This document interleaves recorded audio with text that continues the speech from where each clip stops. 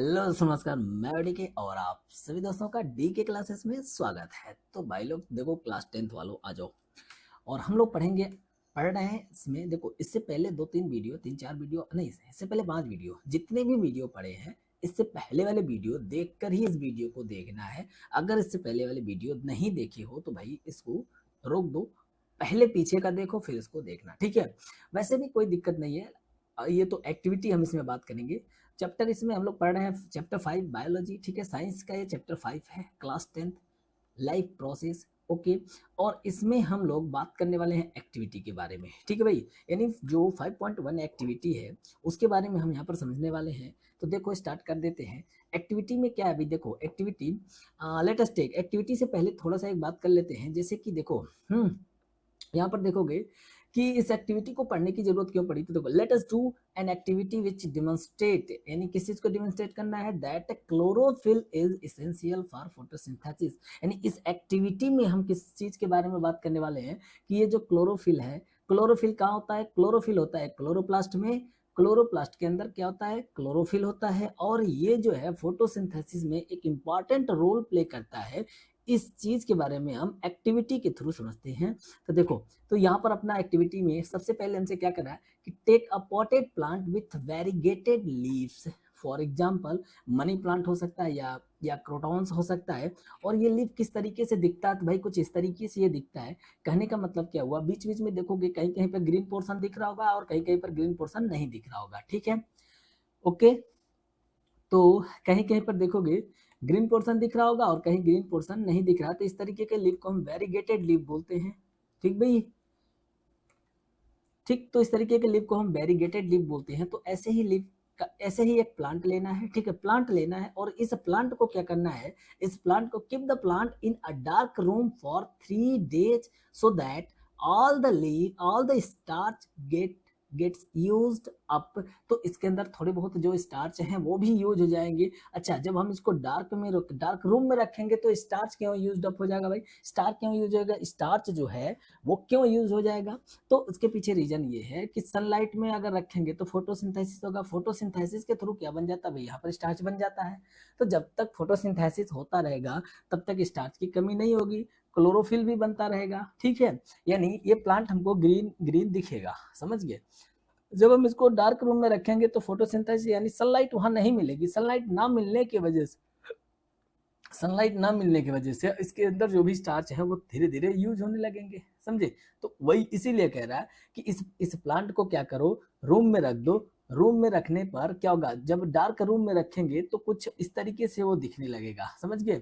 ये प्लांट अब कुछ इस तरीके से दिखने लगेगा। कहने का मतलब इसमें थोड़े बहुत और ज्यादा जो ग्रीन पोर्शन है देखो और ज्यादा खत्म हो गया, समझ गए कि नहीं। इसका मतलब क्लोरोप्लास्ट जो है, यानी जो भी इसके अंदर क्लोरोफिल है वो यूज हो रहा है, समझ गए। तो keep the plant in a dark room, तो यहाँ तक तो समझ में आ गया। उसके बाद से देखो, now keep the plant in sunlight. अब इस प्लांट को कहाँ रख देना है, लगभग 6 आवर 7 आवर, जितनी देर थोड़े बहुत मन करे अप्रॉक्स 6 आवर तक क्या कर लेना भाई, इसको फिर से सनलाइट में रख देना। फिर से सनलाइट में रखेंगे तो थोड़े से फोटोसिंथेसिस का प्रोसेस होगा, ठीक है, और फिर थोड़े से ग्रीनरी इसमें आ जाएंगी।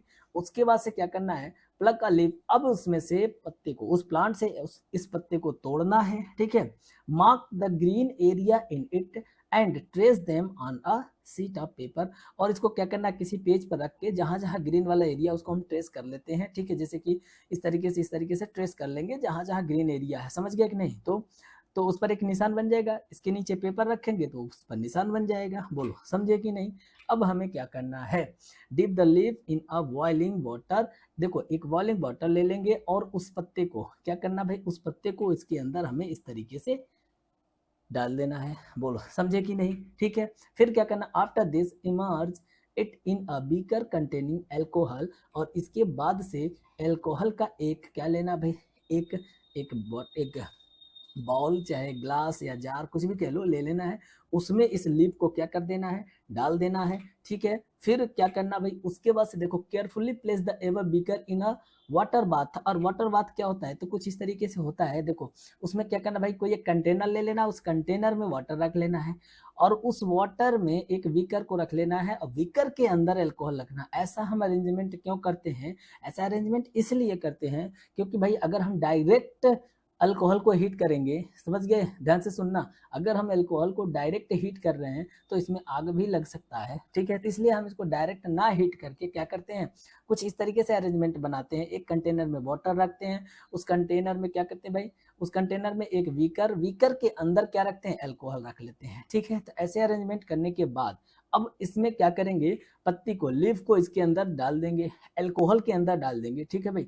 और हम इसको कंटिन्यूसली हीट कर रहे हैं, वाटर को कंटिन्यूसली हीट करेंगे, तो जब वाटर गर्म होगा तो बीकर भी गर्म होने लगेगा धीरे धीरे, बीकर गर्म होगा तो ये लीफ है ये भी धीरे धीरे बॉयल होगा, तो इसके अंदर जो स्टार्च है, जो क्लोरोफिल है, उसके भी बॉन्ड थोड़े थोड़े वीक होने लगेंगे, टूटने लगेंगे, और धीरे धीरे वो क्या हो जाएगा, वाटर में आने लगेगा, ठीक। तो इसके बाद से देखो क्या कह रहा है, what happen to the colour of the leaf, what is the colour of the solution. देखो इसका क्या होगा, इसमें से जो स्टार्च है या कह लो क्लोरोफिल है, वो भी क्या गया, वो और वाटर में चला जाएगा, और क्या हो जाएगा, वाटर का कलर कुछ ग्रीन ग्रीन टाइप का हो जाएगा, वाटर का नहीं, अल्कोहल का, क्योंकि हमने इसको किस में रखा था, अल्कोहल में रखा था। तो अल्कोहल का कलर क्या हो जाएगा, कुछ ग्रीन ग्रीन हो जाएगा, और ये थोड़े से ब्लैक एंड व्हाइट टाइप का हो जाएगा, समझ गया कि नहीं। इसमें भी थोड़ी बहुत ग्रीनरी रहेगी, ऐसी बात नहीं है, क्योंकि स्टार्च पूरी तरीके से यूज नहीं हुआ है, ठीक। फिर उसके बाद से लास्ट स्टेप क्या है, तो देखो, now deep the leaf in a dilute solution of iodine for a few minute.